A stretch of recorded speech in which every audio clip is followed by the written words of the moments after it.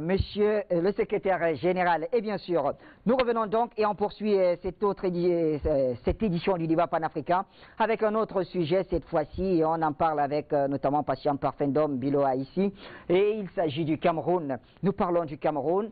Et vous le savez, l'actualité nous oblige à parler de ces arrestations un peu tous azimuts, si on veut. Ça parle de l'opération Épervier, des grands bandits, comme le disait d'ailleurs quelqu'un il y a quelques jours sur ce plateau. Et donc, au-delà de toutes ces arrestations, on va aller droit au but, messieurs. Comment rendre l'opération Épervier plus efficace? Je vais commencer par vous, doyen Biloa, ici.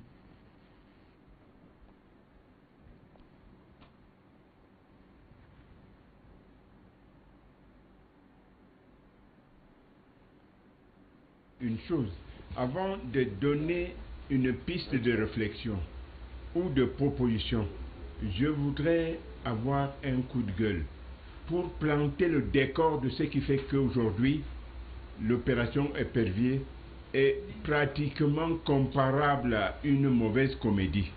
À une mauvaise comédie parce que les procédures font parfois des libertés avec l'orthodoxie judiciaire.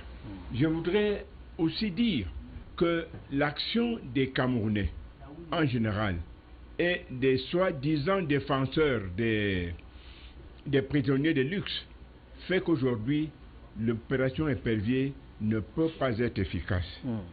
Prenons par exemple le cas de la présomption d'innocence, qui aujourd'hui au Cameroun est devenue une sorte de bunker des voleurs de la République. Comment voulez-vous que chaque fois qu'on arrête quelqu'un, qu'il y ait une huée de conseils qui vous disent comment on a violé le droit de tel, qu'on a violé le droit de tel autre, alors que à Konangui et à Nouvelle végètent des milliers de personnes. Je prends le cas de Yaoundé. Il y a environ 4500 détenus. Et ces 4500 détenus, il n'y a que peut-être 1000 qui ont déjà été condamnés. Il y a donc 3000 à 2000 prévenus. Mais lorsqu'il s'agit des prisonniers de luxe, vous entendez qu'on a violé tel droit, mais je dis la présomption d'innocence ne fait pas, n'annule pas la détention provisoire. Est-ce que la détention provisoire est légale ou illégale? C'est la question qu'il faut se poser. Aujourd'hui, dès qu'un ministre ou un DG est pris, on vous évoque tous ces problèmes, ces faux problèmes, j'allais dire ces problèmes périphériques qui en fait ne rentrent pas dans le cœur du sujet, ne rentrent pas dans le cœur du problème. Et nous avons donc des goulots d'étranglement, des perturbations, des manipulations qui font que l'opération Épervier ne peut pas être efficace. Parce qu'effectivement, il y a certaines turpitudes dans l'implémentation des procédures qui concernent cette opération. Alors, est-ce que nous devons nous contenter de la défense des prisonniers de luxe, comme les voleurs de sardines qui végètent à Nouvelle et à Douala ne sont pas des citoyens, ne sont pas des êtres humains. Ils sont des moins que rien. Il n'y a que la présomption d'innocence n'existe que pour les grands, disons comme ça entre guillemets, parce qu'un grand qui vole pour moi n'est plus un grand. Bon, je dis quand même grand parce que nous avons l'habitude de dire cela. Quand j'ai dit cela, qu'est-ce qu'il faut faire pour que l'opération Épervier soit effectivement efficace? Il y a quelques procédés qu'il faut appliquer. Il faut déjà enlever cette possibilité, même au président de la République, de libérer un prisonnier de luxe parce qu'il est binational ou qu'il est trinational. Il n'est pas normal que le droit positif d'un pays ne soit applicable qu'à ses citoyens alors qu'une infraction a été commise à l'intérieur du territoire. Et ce qui suppose et implique qu'on est justiciable des lois de l'endroit où l'action ou la commission de l'infraction a été faite. Donc, il faut déjà enlever cela. Parce qu'on a vu Maître Youm être libéré alors que le président de la République venait de faire en Mondovision la démonstration que cette dame avait détourné 1 milliard de francs. Et après cette démonstration, quelque temps après, Maître Youm est relaxée. Elle est devenue, il faut le préciser, elle est devenue française à Konangui. Elle est entrée en prison camerounaise. On lui a dit non, prends la nationalité française. Et ce qu'elle a fait, elle en a profité. Donc, pour que l'opération Épervier soit, il faut écarter ce genre de particularités, ce genre d'exceptions qui font que on ouvre des portes de sortie à des voleurs qui devraient être en prison. Donc, ceci, il faut que l'article 1er de notre code pénal, qui dispose que la loi pénale s'impose à tous, soit effectivement appliquée. Il faut que les procédures et les jugements soient rapides et bien faits, pas bâclés. Et il faut que les magistrats soient honnêtes et non partisans. Et il ne faut pas que les magistrats soient des esclaves de la chancellerie. Bon, les juristes me diront oui, c'est l'instruction, c'est le parquet qui dépend de la chancellerie, mais je leur poserai la question. Qui note les magistrats? Et qui affecte les magistrats? Qui s'occupe de l'avancement des magistrats? Sinon le ministre, dont la chancellerie. Il est souhaitable que les magistrats soient élus et qu'ils soient effectivement indépendants. Et cela pose le problème de l'indépendance du pouvoir judiciaire. Pour qu'on puisse en toute honnêteté poursuivre n'importe qui, pourvu qu'il ait commis une infraction prévue et réprimée par le code pénal. Donc, l'efficacité de l'opération Épervier, c'est l'honnêteté des officiers qui font les enquêtes, l'honnêteté des magistrats qui jugent et l'application rigoureuse de la loi. Je pourrais même dire qu'il faut durcir cette loi comme en Chine, décider que détourner de l'argent, on doit se faire fusiller sur la place publique. Parce que même l'article 184 qui réglemente les détournements de fonds, il n'est jamais appliqué à la lettre. Il dit plus de 500 000, vous êtes condamné à vie. Mais combien de prévaricateurs ont déjà été condamnés à vie? Et il faudrait, pour rendre enfin l'opération efficace, qu'on fasse tout ce qu'il faut pour empêcher les détournements. Ne pas penser qu'après les détournements, nous pourrions récupérer cet argent. Je vous ai donné à une autre émission l'exemple de Sani Abacha, qui avait détourné 1700 milliards de francs CFA, c'est-à-dire 3,4 milliards de dollars. Mais lorsque son pays, le Nigeria, a tenté de récupérer l'argent, on n'a donné que 57 milliards de francs sur 1700 milliards.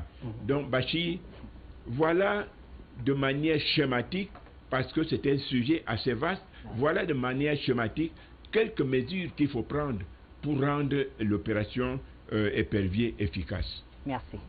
Merci donc, Biloa. Ici, on vous a écouté avec beaucoup d'attention. Patient Parfum d'Homme, une opération que vous suivez également à la lettre. On voit la plupart de vos articles, vos publications sur les réseaux sociaux, vos interventions sur les différents plateaux. Et on s'interroge aujourd'hui sur cette efficacité. Il y a des failles, comme le notait d'ailleurs le doyen Biloa ici, mais il faut bien que cette opération soit efficace. Je suis d'abord très content de l'intervention du doyen Biloa ici, qui a essayé de relever les manquements, n'est-ce pas,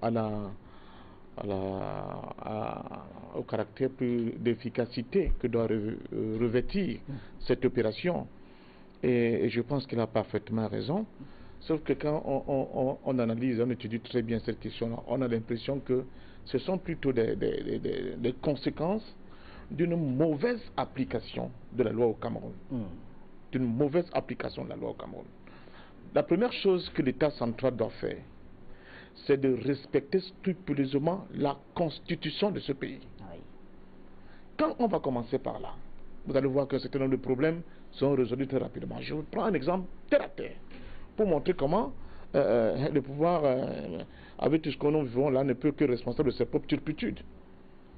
Comment se fait-il, Bachir, que dans un pays comme le Cameroun, alors que maintenant c'est un fait établi, il n'y a plus de preuves à démontrer, que tout le monde est conscient que le sommet de l'État camerounais est plus que corrompu. Pourquoi on n'applique pas, par exemple, l'article 66 de la Constitution du Cameroun jusqu'au jour d'aujourd'hui? Pourquoi? Sur la déclaration des biens? Sur la déclaration des biens, c'est-à-dire à l'entrée d'une fonction. Il faut que vous fassiez, même comme on a dit que maintenant ça va être de manière, comment on dit ça, discrétionnaire, mais faites au moins votre déclaration que la police aura. On va dire, M. Bachir a une voiture et une petite maisonnette. À la fin de votre exercice, si on se rend compte qu'après, Bachir a maintenant 60 immeubles, 2 yachts et peut-être 3 navires de bateaux de pêche, il faudra bien qu'on se pose des questions. Alors, si on n'a pas ça, qu'est-ce qu'on fait? Qu'est-ce qu'on fait? Bilo ici a parlé de notre sujet. Moi, je pensais à un moment donné que quand quelqu'un devait être nommé à un poste de responsabilité important, la police faisait son boulot. On faisait une enquête de moralité. Oui. Mais bien malin, celui qui peut nous dire, ceux qui sont là autour de cette table que j'ai vue là, au cours de ce conseil de ministres, combien parmi ces ministres ont uniquement la nationalité camerounaise? Bien malin, celui qui pourra nous le dire. Et on voit très bien comment ça se passe. Ce cas de Essimi Meigné, il a dit, il est malade, il veut mourir, on dit évacuation sanitaire. Si tu es arrivé à Paris, il a enlevé tous les trucs qu'il a jetés, il s'est mis à courir, il est dans l'ambassade des États-Unis. Qu'est-ce qui se passe? Je suis américain. Combien malin peut nous dire, combien parmi ces gars-là qui sont autour de président Biya ont uniquement la nationalité camerounaise? Voilà. Ça veut dire que là aussi, il y a une grosse faille du point de vue des enquêtes qui sont menées quand on veut nommer certaines personnalités à certains postes de responsabilité. Bon, parce que, évidemment, le débat sur le pétrole, j'aurais pu en revenir. Parce qu'il y a des connexions. C'est notre faiblesse. Quand Washington vient parler, on dit que nous, on veut récupérer notre citoyen. Qu'est-ce qu'on peut faire pour l'instant? On ne peut pas. C'est pour ça qu'au lieu de la mutualisation, il nous faut une unité politique. Pourquoi ça faut? Pour résister par rapport à ces gars-là. Bon, maintenant, l'autre pan de problème, et Bilo a ici là si bien dit. Moi, je connais un magistrat, je ne vais pas citer les noms, qui a officié à EDEA. Les gens vont se reconnaître. Qui a attrapé un petit voleur, de façon le gars avait volé une boîte de sardines. Il disait au gars, ouvre la boîte de sardines. Le gars ouvre la boîte de sardines, il compte le nombre de sardines qu'il y a dedans. Le petit comptait. Il dit, si, ça fait 6 ans. Il y a des gens qui sont en prison pour des balivernes, pour des broutilles. Et des brigands comme ceux que nous connaissons là, qui ont volé des centaines de milliards, qui mettent en difficulté le développement de notre pays, trouvent quand même des gens pour les protéger. Je trouve cela et les défenses extraordinaires. Et on dit qu'on veut développer le Cameroun. Et on dit qu'on aime le Cameroun. Et on se dit patriote. Ça fait partie, Bachir, du fait que pour l'instant, nous avons une oligarchie qui nous dirige, qui se fout pas mal de notre pays, qui n'est pas là pour défendre les intérêts du pays. Et ça repose maintenant la question, quel est le type d'individu qu'on met à certains postes de responsabilité? Est-ce vraiment des nationalistes? Je ne pense pas. Il y a des ministres qui sont là, dont je ne veux pas citer les noms, qui continuent de voler alors je suis en train de vous parler, qui continuent de détourner malgré des milliards. Les arrestations. Malgré les arrestations. Mais c'est quelqu'un qui me faisait rire, il dit, mais quand il y avait des exécutions ici à Douala, vous étiez peut-être pas encore ou bien très jeune, parce que moi j'étais très jeune à l'époque, on les appelait les voleurs de coffre-fort. On avait attrapé un type qui était là, là où se trouve la Sonia Koumassi, c'est cet endroit que se trouvaient les exécutions, en contrebas. Quelqu'un qui assiste à une exécution, mais qui vole au même moment. Une autre personne qui est venue assister à l'exécution. C'est pour vous dire que si ce cas existe, si la loi n'a pas appliqué de manière rigoureuse, imaginez le vaste chantier que vous ouvrez. Donc c'est ça qu'il s'agit, Bachir. Il faut que la loi s'applique dans toute sa rigueur, surtout quand cela concerne les gestionnaires de la chose publique. On ne peut pas jouer avec ça. C'est pour cela que moi je continue de penser que si un candidat, j'apprends qu'il y a des gens qui vont à les élections là, mais qu'un candidat prend seulement pour thème de campagne électorale à la présidentielle, de respect des lois que nous nous donnons nous-mêmes. C'est déjà tout un programme. On ne respecte pas les lois que nous nous donnons. Le Cameroun ne respecte pas les lois qui se donnent lui-même. C'est pour cela que les fonctionnaires ont trouvé qu'il y a la faille là-dedans, pas que les fonctionnaires, mais même les commerçants qui corrompent ces fonctionnaires, et tout le monde se complaît là-dedans, alors que les gens compris de couper dans la misère. Il n'y a pas d'eau, il n'y a pas d'électricité, il n'y a pas de route, il n'y a pas d'école, il n'y a rien.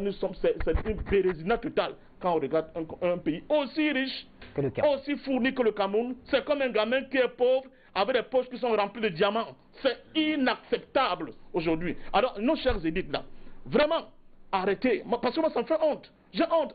On attend qu'un ministre camerounais a pris une pirogue, il voulait déjà aller pour le matin, on l'a attrapé, ramené une minute. Mais quand même, au-delà de ça, maintenant pour rembourser, parce qu'une seconde, l'exemple angolais m'a interpellé. Le nouveau président angolais a dit, moi je donne 6 mois à tous ceux qui savent qu'ils ont fait avec la fortune publique, ramener la fortune publique. Voilà, on va la réinvestir dans les secteurs stratégiques de notre développement. Et peut-être même que vous qui avez été en bisbille avec la loi, on peut vous concerner un petit pourcentage, même si je pense que c'est pas accepté, mais déjà. Mais au moins, il y a une oui, ça apporte une espèce de. Parce que cela ne sert à rien, comme de 10 millions, d'arrêter les gens, de les foutre en prison, mais l'argent n'est pas récupéré. Alors, ça sert à quoi? Le business continue. Alors, c'est ça le problème. Très bien, merci patient parfait d'homme. Kayo, quelques mots là-dessus également, puisque nous courons après le temps, comme vous le savez. Bachir, vraiment, grandement merci, mais je ne peux pas, ne pas vous demander une petite faveur, que vous me laissez 2 mots, alors que vous en aviez prévu qu'un seul. Cette affaire d'opération épervier, c'est une question de deuil. Je ne sais pas si vous comprenez de quoi je parle. Quand on parle d'opération épervier dans ces pays, on parle du deuil. C'est un problème de système. Je m'en explique. Nous sommes dans une situation où des contribuables font des mains et des pieds pour cotiser les 1 franc, qu'on devrait appeler par leur nom. C'est l'argent des contribuables, ce qu'on appelle impôt. On dépose dans les caisses centralisées pour évidemment subvenir aux besoins de ces contribuables. Des individus, parce qu'ils sont dans le système, parce qu'ils sont nommés par un bic de 25 et sur une feuille de 10 francs, se donnent le droit de s'approprier cet héritage. Je vais vous dire, c'est très compliqué, supporter que je le dise avec autant de froideur. Pendant qu'ils volent cet argent comme ça, j'ai vu devant mes yeux le ministre de la Santé descendre à Bafoussam inaugurer une centre d'imagerie qui a fait 2 semaines. Devant lui, on a traversé avec 5 corps de personnes décédées de suite de paludisme qu'on soigne à 75. Pendant qu'il inaugurait ce centre, son gardien était en train de porter 600 millions dans son domicile. Ça, c'est ce qui se dit. Alors, c'est difficile pour nous de prouver cela, M. Kayo. Non, c'est vrai, mais je vous en prie. C'est très difficile pour nous de prouver cela. Pour dire que ce n'est pas à l'actif d'Afrique Média. C'est vrai, vous devez supporter que je continue. Je pense pour ma part, pour être bref, qu'on ne devrait pas prendre des gens parce qu'ils ont volé. Ils ont volé l'argent du contribuable. Les mettre dans des cachots. Je vous dis, allez vérifier comment ces gens vivent. Ils sont plus à l'aise que dehors. On les prend, on les met quelque part, on dit qu'ils sont en prison. Et puis c'est avec l'argent du même contribuable qui est en train de se lamenter qu'on continue à les nourrir. Et de l'autre côté, ils continuent, allez voir les grands chantiers qui poussent ici au Cameroun sont les chantiers des éperviables, des gens qui sont en prison. Alors je pense pour ma part que si ce n'est pas une situation de règlement de compte, que chacun qui a volé l'argent du pays, au moins ce que c'est qu'il a et qu'on voit, qu'on saisisse d'abord, au moins qu'on saisisse, et puis qu'on retourne ça dans les caisses de l'État, pour que ça sauve celui qui est en train de mourir à l'hôpital. De l'autre côté, je pense que c'est un problème de système parce que je ne voudrais pas dire ce que les autres ont déjà dit. Il est question de croire que si ceux-là étaient véritablement des simples brigands, on n'aurait pas manqué de système pour récupérer de l'argent. Donc, pour moi, je pense que c'est un système qui est entièrement, qu'est-ce que je peux dire? C'est un système entièrement démodé et puis qu'il faut changer de la base jusqu'au sommet. Merci, il faut qu'ils quittent ces vieux, puisqu'ils ont intérêt à voler. Ils ont 60, 70 ans.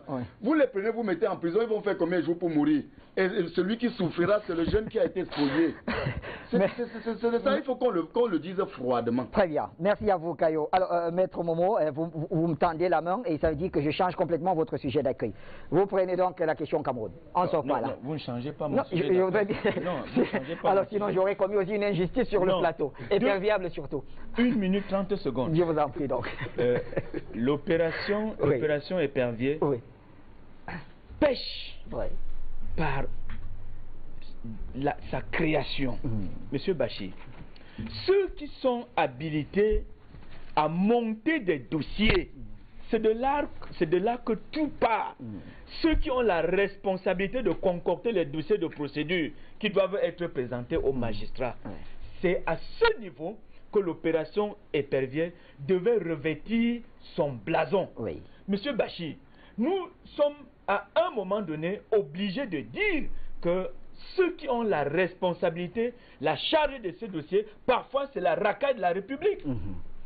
Et après, au tribunal, vous demandez aux magistrats d'attraper les arcs-en-ciel par les mains. C'est pratiquement impossible. Et l'opération devait être secrète de bout en bout. C'est-à-dire jusqu'au moment où on vous interpelle, c'est-à-dire qu'on met votre liberté en jeu, l'opération devra être secrète. Et que même vous, au moment de votre interpellation, que vous ne sachiez même pas pourquoi est-ce qu'on vient vous chercher.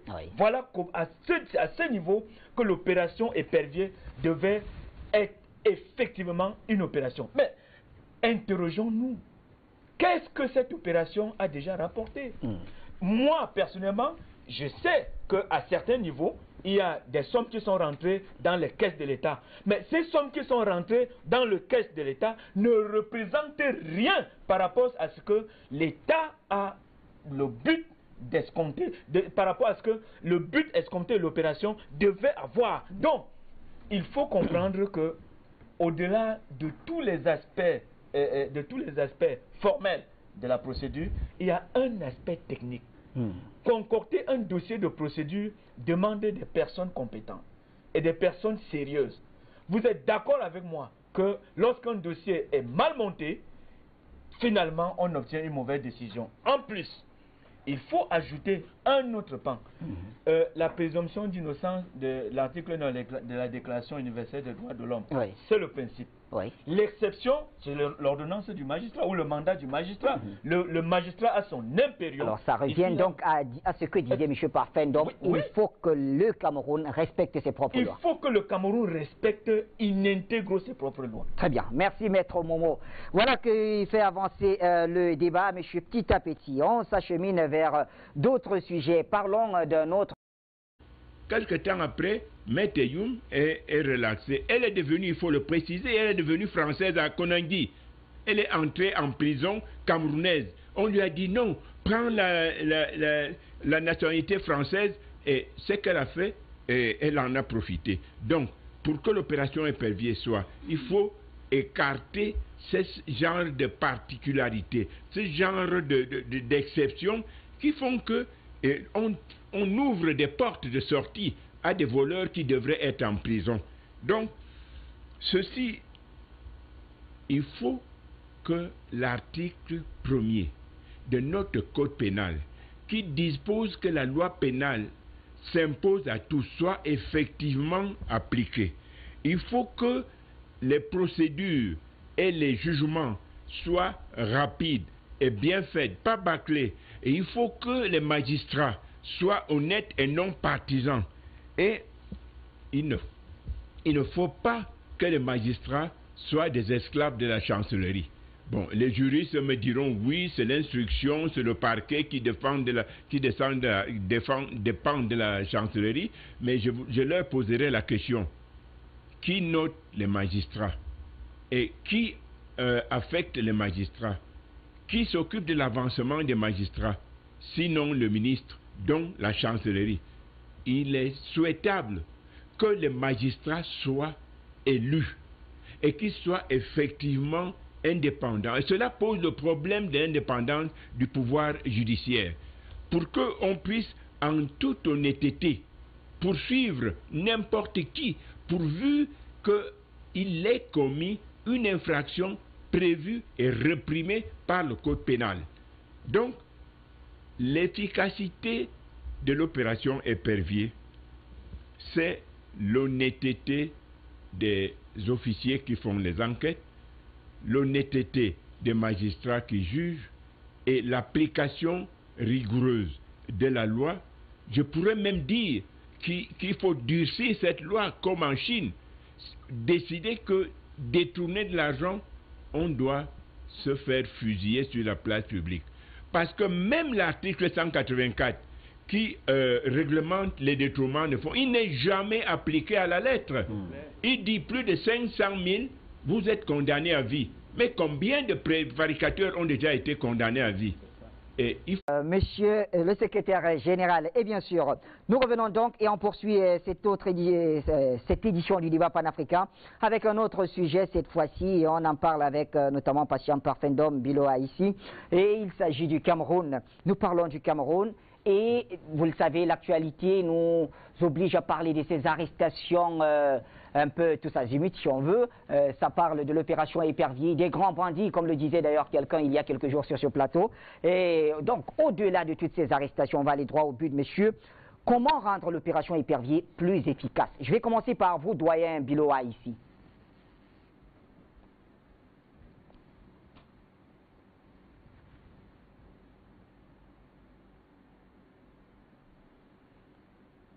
Une chose, avant de donner une piste de réflexion ou de proposition, je voudrais avoir un coup de gueule pour planter le décor de ce qui fait qu'aujourd'hui, l'opération Épervier est pratiquement comparable à une mauvaise comédie.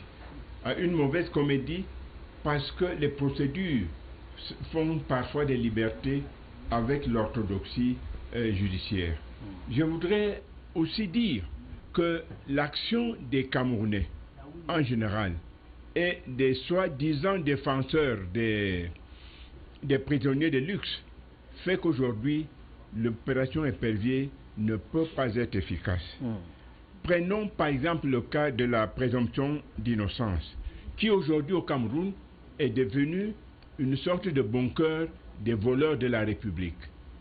Comment voulez-vous que chaque fois qu'on arrête quelqu'un, qu'il y ait une huée de conseils qui vous disent comment on a violé le droit de tel, qu'on a violé le droit de tel autre, alors que à Konangui et à Nouvelle végètent des milliers de personnes.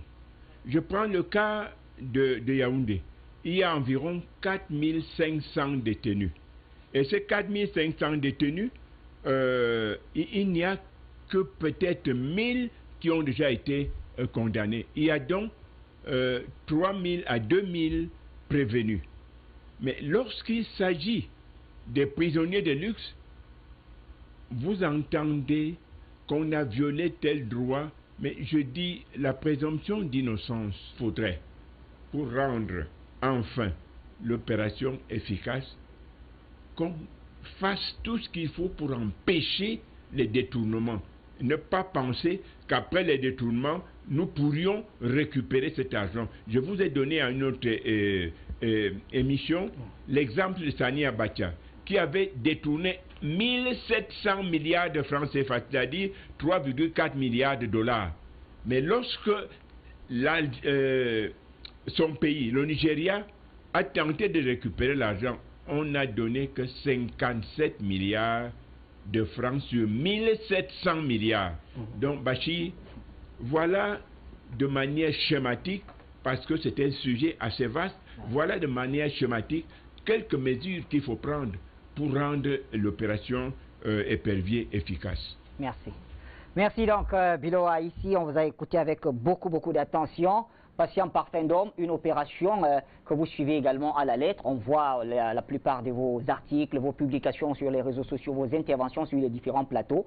Et on s'interroge aujourd'hui sur cette efficacité. Il y a des failles, comme le notait d'ailleurs le doyen Biloa ici, mais il faut bien que cette opération soit efficace. Je suis d'abord très content de l'intervention du doyen Biloa ici, qui a essayé de relever les manquements, n'est-ce pas, au caractère plus d'efficacité que doit revêtir cette opération. Et je pense qu'il a parfaitement raison. Sauf que quand on analyse, on étudie très bien cette question-là, on a l'impression que ce sont plutôt des conséquences d'une mauvaise application de la loi au Cameroun. D'une mauvaise application de la loi au Cameroun. La première chose que l'État central doit faire, c'est de respecter scrupuleusement la constitution de ce pays. Oui. Quand on va commencer par là, vous allez voir qu'un certain nombre de problèmes sont résolus très rapidement. Je vous prends un exemple terre à terre pour montrer comment le pouvoir, avec tout ce que nous vivons là, ne peut que responsable de ses propres turpitudes.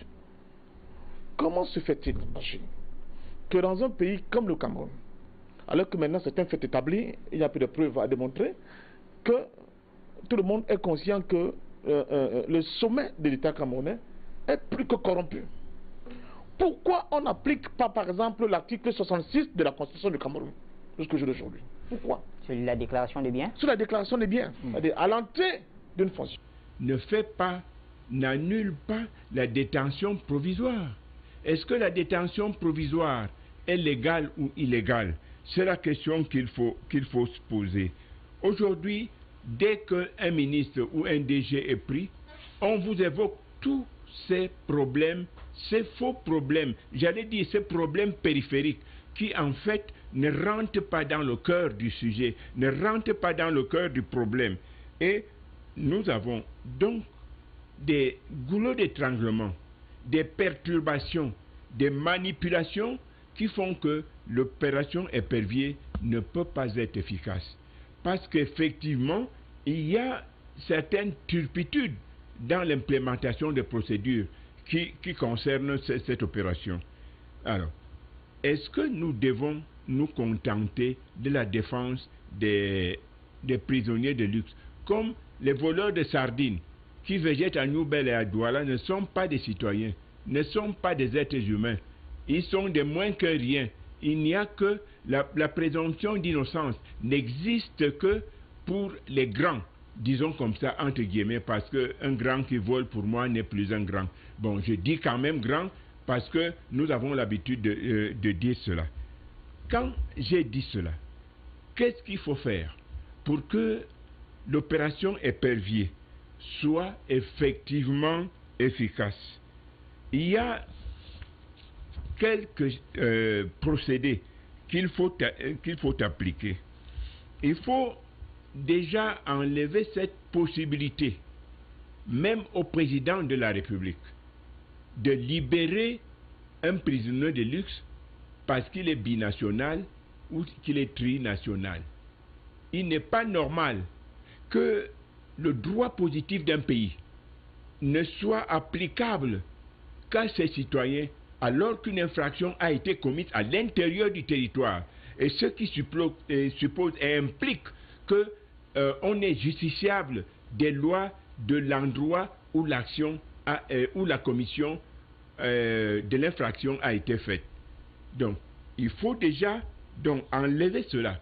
Parce qu'on a vu Maître Youm être libéré alors que le président de la République venait de faire en mondovision la démonstration que cette dame avait détourné 1 milliard de francs.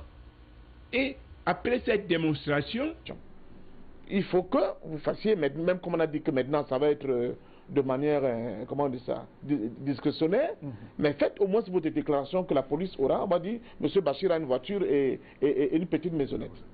À la fin de votre exercice, si on se rend compte qu'après, Bachir a maintenant 60 immeubles, 2 yachts et peut-être 3 navires de bateaux de pêche, il faudra bien qu'on se pose des questions.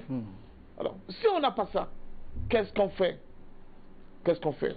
Bilo, il s'est parlé de notre sujet.